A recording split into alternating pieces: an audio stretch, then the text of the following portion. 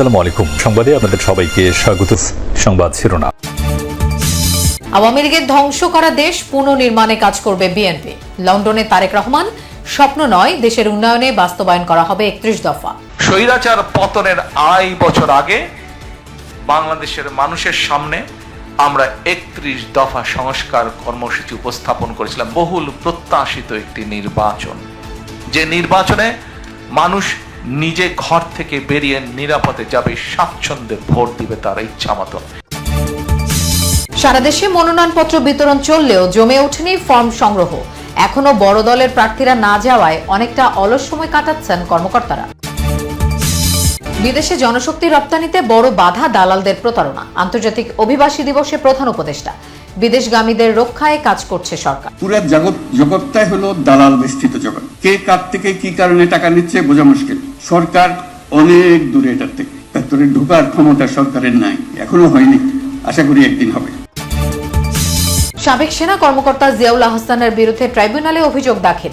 পল্টন ও শাহজাহানপুরের মামলায় থেকে মির্জা আব্বাস সহ 49 জনের অব্যাহতি। সরকার যেদিন পরিবর্তন হলো, নতুন সরকার একটা অর্ডারের মাধ্যমে সকল মামলা প্রত্যাহার করে নিতে পারত, কিন্তু কেন করে নাই, এটা আমার কাছে প্রশ্নবোধক।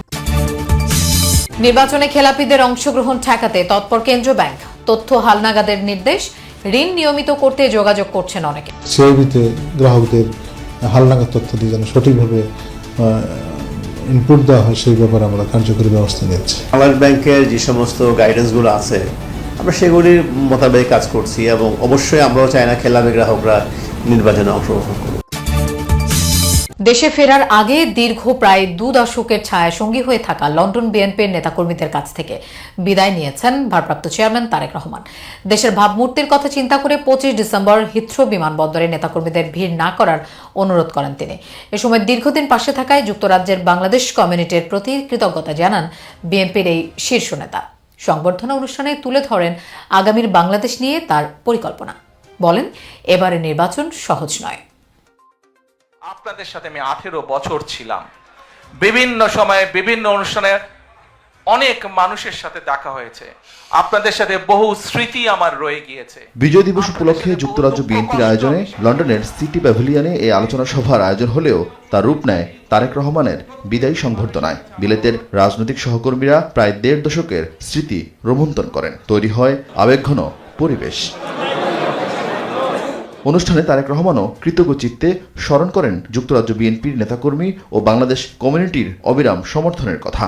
আপনারা বহু মানুষ বিভিন্ন সময় আমার পরিবারের দলের বিপদের সময় আমাকে মানসিকভাবে সাহস দিয়েছেন, সহযোগিতা করেছেন, সমর্থন জুগিয়েছেন। দীর্ঘ বক্তব্যে তারেক রহমান আগামী বাংলাদেশ কেমন হবে তার ধারণা দেন।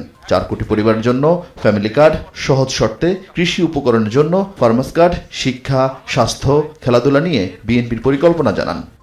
এই 31 দফার ভেতরে আপনার, আমাদের সকলের বেঁচে থাকার মৌলিক অধিকারের নিশ্চয়তা কিভাবে প্রদান করা যায় তার কিছু ডাইরেকশন বা পরিকল্পনা আছে। একটি কার্ড ইন্ট্রোডিউস করতে চাই, যেটার নাম আমরা দিয়েছি ফ্যামিলি কার্ড। এখন লোন নিতে গেলে বিভিন্ন রকম সমস্যা হয় কৃষকদের।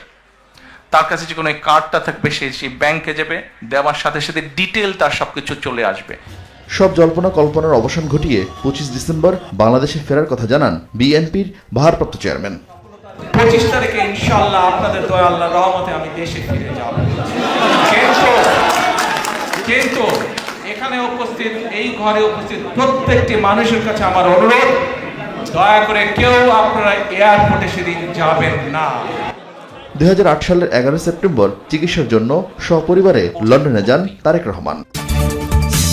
চলছে ত্রয়োদশ জাতীয় সংসদ নির্বাচনের মনোনয়নপত্র সংগ্রহ কার্যক্রম। রাজধানীর 3টে স্থান থেকে এই ফর্ম সংগ্রহ করছেন প্রার্থীরা। 15 তারিখ থেকে মনোনয়নপত্র বিতরণ শুরুর পর এখন পর্যন্ত মোট 6 জন সেগুনবাগিচার বিভাগীয় কমিশনারের কার্যালয় থেকে পত্র নিয়েছেন। তারা হলেন ঢাকা 11 আসনে জাতীয় পার্টি থেকে এস.এম. আমিনুল হক সেলিম, একই আসনে বিএনপি থেকে এম.এ. কায়ুম, ঢাকা 12 আসনে বিপ্লবী ওয়ার্কার্স পার্টির আকবর খান এবং স্বতন্ত্র প্রার্থী মোহাম্মদ মুজিবুল ইসলাম, ঢাকা 16 আসনে স্বতন্ত্র প্রার্থী মোহাম্মদ আব্দুল লতিফ, ঢাকা 17 আসনে স্বতন্ত্র প্রার্থী রাশিদুল হক সুজন। এছাড়া ডিসি অফিস এবং নির্বাচনী প্রশিক্ষণ ইনস্টিটিউট থেকেও মনোনয়নপত্র সংগ্রহ করতে পারবেন প্রার্থীরা। বিদেশে জনশক্তি রফতানির ক্ষেত্রে বড় বাধা দালালদের প্রতারণা।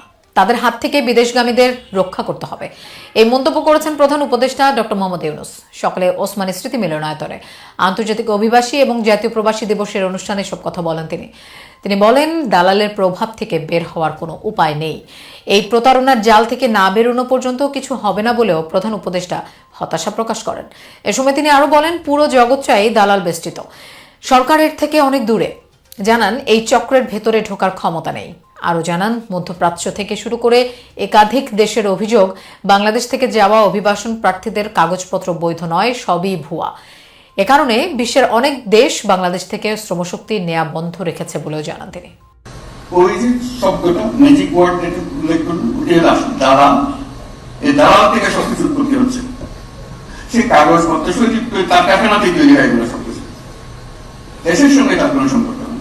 কি কাগজ লাগবে মানিয়ে দিচ্ছি, যাকে যে কথা বলে তার থেকে টাকা আদায় করে একবার তার পৌঁছে দিলে সে টাকা সব পেয়ে যাচ্ছে। আমাদের তখন কি থাকবে? গুম এবং হত্যা মামলায় সাবেক সেনা কর্মকর্তা জিয়াউল হাসানের বিরুদ্ধে ট্রাইব্যুনালে আনুষ্ঠানিক অভিযোগ দাখিল করেছে প্রসিকিউশন। তার বিরুদ্ধে আরও 300 মানুষকে গুমের তদন্ত চলছে বলে জানিয়েছেন chief prosecutor advocate Tajul Islam. অভিযোগ আমলে নেওয়া হবে কিনা আন্তর্জাতিক অপরাধ ট্রাইব্যুনালে এ বিষয়ে আদেশ দেবেন। এছাড়া জুলাই আগস্টের আন্দোলনে কারফিউ জারি করে ছাত্র জনতাকে হত্যার উস্কানি সহ 5 অভিযোগে সালমান এফ রহমান ও আনিসুল হকের বিরুদ্ধে আনুষ্ঠানিক অভিযোগ গঠনের শুনানি আজ ট্রাইব্যুনাল 1-এ এই শুনানি হবে। তাদের বিরুদ্ধে কারফিউ জারি করে আন্দোলন নস্যাৎ, গণভবনে শেখ হাসিনার সাথে ব্যবসায়ীদের বৈঠকে হত্যার উস্কানি ছাড়াও 286টি মামলায় 4.5 লাখ ছাত্র জনতাকে আসামি করা সহ 5টি অভিযোগ রয়েছে। প্রসিকিউশন এসব অভিযোগের বিস্তারিত তুলে ধরবে ট্রাইব্যুনালে। এরপর শুনানি করবেন আসামি পক্ষের আইনজীবীরা। এর আগে বিদেশি আইনজীবী নিয়োগ চেয়ে আবেদন করেন তারা, সে বিষয়ে আজ সিদ্ধান্ত আসতে পারে। এদিকে ট্রাইব্যুনালে নিজের বিচার টিভিতে সরাসরি সম্প্রচার করতে আবেদন করেছে হাসানুল হক ইনু। বিদেশি আইনজীবী নিয়োগের আবেদনের পর এই আবেদন করেন তিনি। এছাড়া ইন্টারনেট বন্ধ করে গণহত্যায় সজীব ওয়াজেদ জয়, জুনাদ আহমেদ পলকের মামলারও আজ শুনানি হবে। পলাতক জয়ের পক্ষে স্টেট ডিফেন্স নিয়োগ দেওয়া হতে পারে। রাজধানীর শাহজাহানপুর ও পল্টন থানার সহিংসতার 2টি মামলা থেকে মির্জা আব্বাস, আমানুল্লাহ আমান, শহীদউদ্দিন চৌধুরী অ্যানিসহ 49 জনকে অব্যাহতি দিয়েছে আদালত। সকালে ঢাকার চিফ জুডিশিয়াল ম্যাজিস্ট্রেট আদালত এই অব্যাহতি দেন। এর মধ্যে পল্টন থানার মামলা থেকে 26 জন এবং শাহজাহানপুরে থানার মামলা থেকে 23 জন অব্যাহতি পেয়েছেন। অব্যাহতি পাওয়ার পর মির্জা আব্বাস বলেন, ভুয়া মামলা দিয়ে এত বছর সবাইকে হয়রানি করা হয়েছে, কোর্টে আসতে যেতে অর্থ ও সময়ের অপচয় হয়েছে। এ সময় আব্বাসের আইনজীবী মহিউদ্দিন চৌধুরী বলেন, আদালত মামলার সবকিছু দেখে শুনে ন্যায় বিচারের স্বার্থে সবাইকে খালাস দিয়েছেন।